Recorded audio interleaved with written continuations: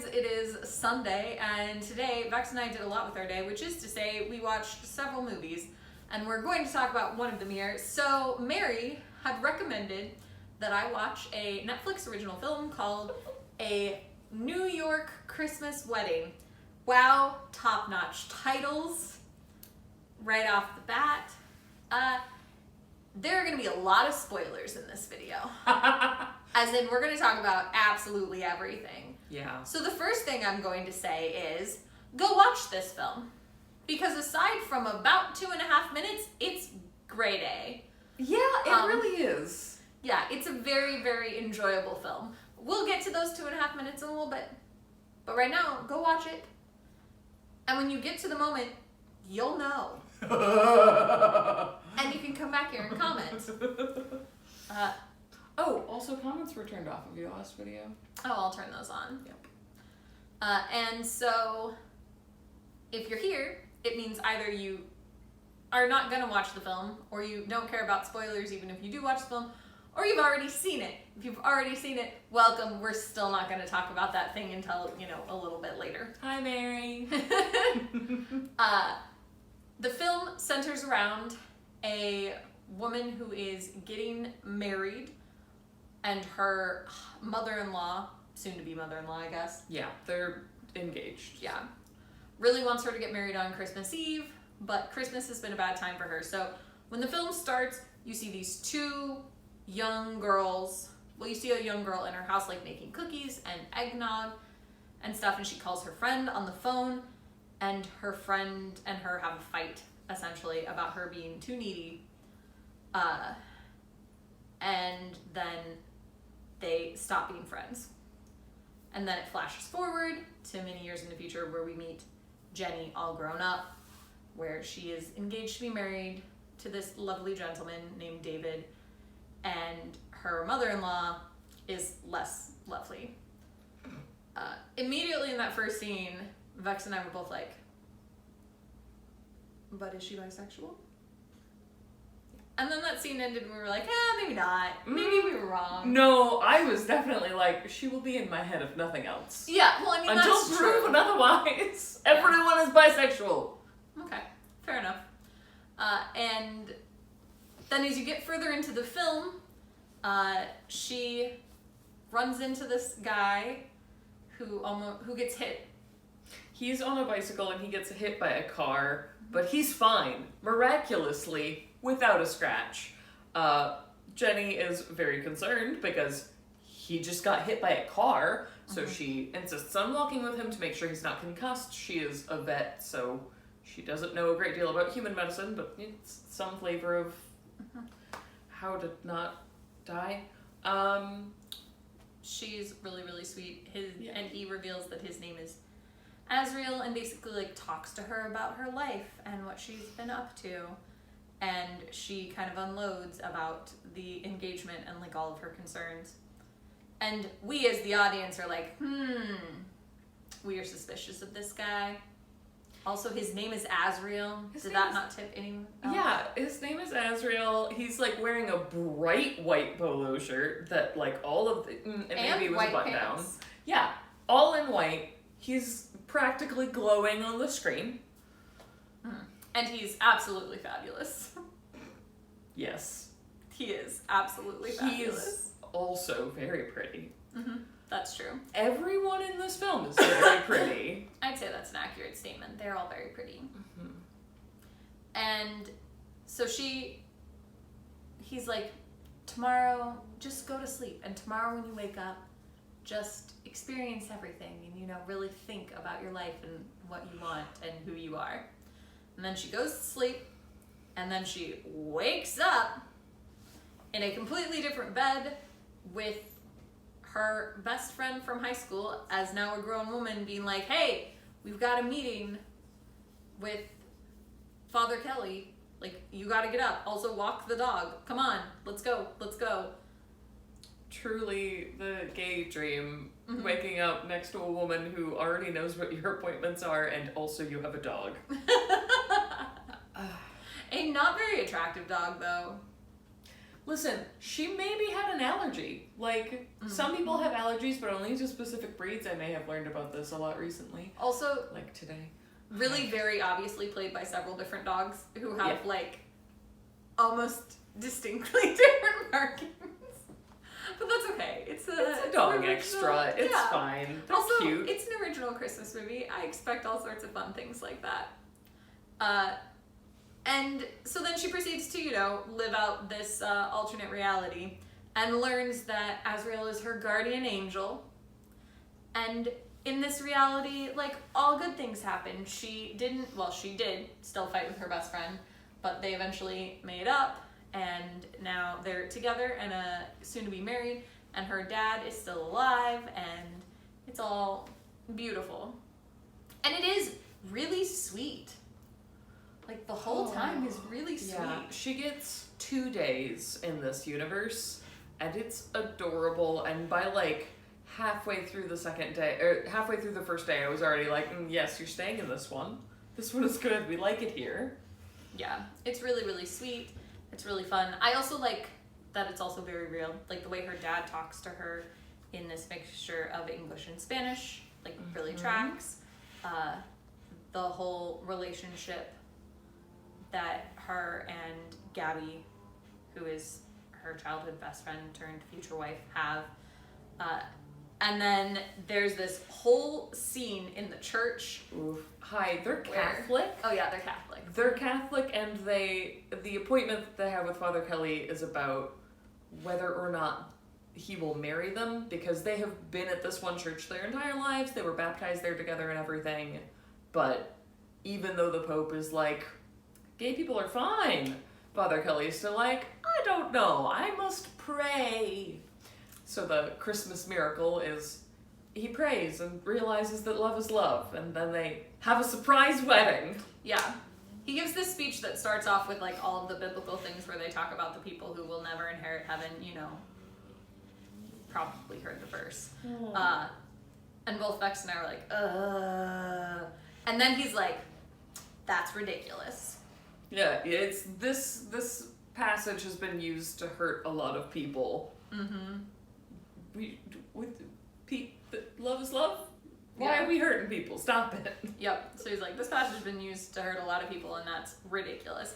And then goes on this, like, wonderful speech about acceptance, which was really nice. And then brings up all of the gays in the church up front and that does part communion. is like, I am gonna assume that the idea is that everyone in the church already knows these people are gay. Well, he says actively that he's counseled with all of them. That doesn't and, necessarily mean that everybody spoken with all of them, knows. and no one seems surprised. Yeah. Like it's very clear that they're out. Yeah. I don't, Oh. Yeah, I was just... like, everybody's cheering and everybody's clapping. Like, There was are a couple one people couple who... walk out. Yeah, and that's it. Also, one of the extras who gets brought up on stage as part of the, yes, you're gay, and part of the congregation, they're wearing a bow tie, and they're just very excited in every shot, and I maybe have a little bit of a crush on them. Grinning in every shot. Ah. It's real cute. They're so adorable. So then there's a surprise wedding. And then we get to the moment of this film that should not exist. And that is the moment. So Azrael has already established that he is Jenny's guardian angel, and he's been sent to show her what life could have been like, and that she's in an alternate reality, but she only has a certain amount of time to be there, because she has to return to the quote-unquote real world, right? So then he has this talk where he's like, you have just the rest of today, and then we gotta return you to the real world, like back to where you were before. She's like, do I have to? And he's like, yeah, you really, sorry, like, has to go. And then he says, but also you need to know. Which you don't. She really doesn't, and neither do we. That I am the unborn, he says unborn, I think. He says unborn. But in But we actuality, learn it's stillborn. Yeah. But he says unborn. Like, I am the unborn child of Gabby, your best friend, and Vinny, the guy she slept with the night she decided not to come over for Christmas. So I wonder if that's like, is he using old school edition of what to be born means? Because like, I know that now there's like a whole lot of talk about, you know, when is a baby alive or whatever, but like, back in ye olden times when babies didn't survive very well, like it was after they were born and had been alive for a while. Like, I don't remember exactly how long it is, but it's like the baby is out of you. You've been caring for it for a while, but it's still not like alive or whatever. Oh, like not naming children until yes, that's yeah, what it is. So like, I wonder if it's like, because he's a guardian angel now, if he's subscribed to that idea of what being alive is, but or being born is. He's still Because born. he was never born, like because he wasn't alive when he was born. I don't know. But he says unborn. Later on, they say the baby was stillborn. Yeah. There are several issues with this. Not the least of which is he earlier said, "I've always been with you," and yet would not have possibly been born until she was in high school, and therefore couldn't have been her guardian angel until such time as he was unborn. And also later he says that at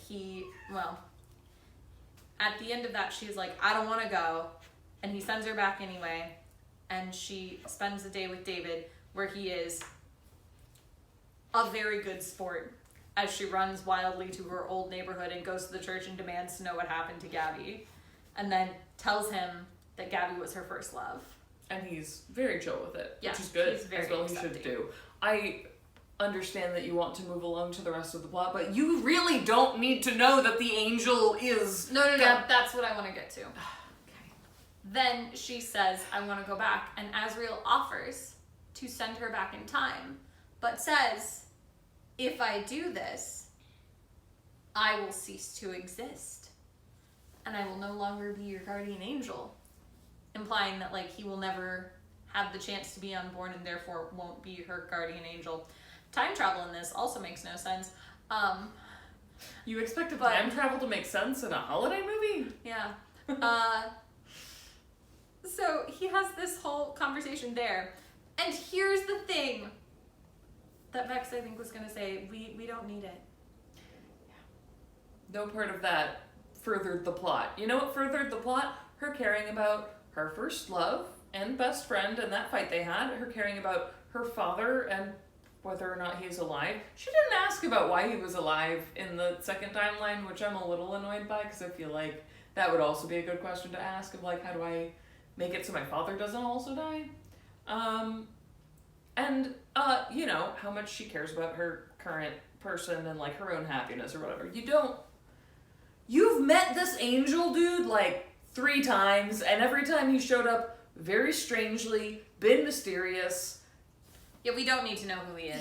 He's a guardian angel, and that's enough. Yeah, like I don't need a whole person behind that. You gave me a 2D persona, and that's all a guardian angel needs to be. Unless my main character is falling in love with my guardian angel, then you can have more character development. Yeah, but we did not need it. And if I could cut those minutes out, this film would be great. Right now it's fine, but it would be great. It does have, you know, nice bi representation, a sweet gay love story, and also some like real life problems. Like I like that it's not all like sunshine and rainbows the whole time. Like even when she gets sent to the alternate timeline, because often in this type of movie, when you get sent to the alternate timeline, like everything is like in that timeline, and it wasn't. She still had an argument with, well, her fiance, future wife, had an argument with Father Kelly, and then they had a fight about how that argument didn't go the way that it should have, and how Jenny really did not back Gabby up at all. Just sort of sat there quietly. Yeah. And they have like real discussions about other problems and that sort of thing. And I like the fact that even though this alternate reality, like she is with her first love, it's still not like... It's not perfect. Mm-hmm. She also gets to punch a dude, which is real cool. Yeah, he deserves it. He definitely does. But yeah, we would recommend this film, actually, surprisingly. I already have, actually, to a friend. Yeah. So yeah, aside from the literal weird thing about the guardian angel being your best friend's stillborn child, which, like, if we could just wipe that from our minds. It would be great. Mm-hmm. As of now, I want to put it at like a 7.5 out of 10, maybe. Yeah, I'd say that's good. I was going to say an 8, so Yeah. Yeah. So I was going to say an 8, and then I thought about it again. Yeah, it really just does drag that whole thing down. And like his last name is like Gabeson or something, or Gabson, so it's like Gabby's son, and he like does the thing where he says his last name and then says Gabby's son, and it's like, we got there. Why are you doing this? Please stop it. Yeah, we did not need to know this. No. So, overall a good film though. But I definitely think that I could just cut those lines out. Like, I'll just make an edit where he never says those things. And then we can all enjoy a much better film. Yes. And if you watch it, let me know what you thought. I'll see you tomorrow.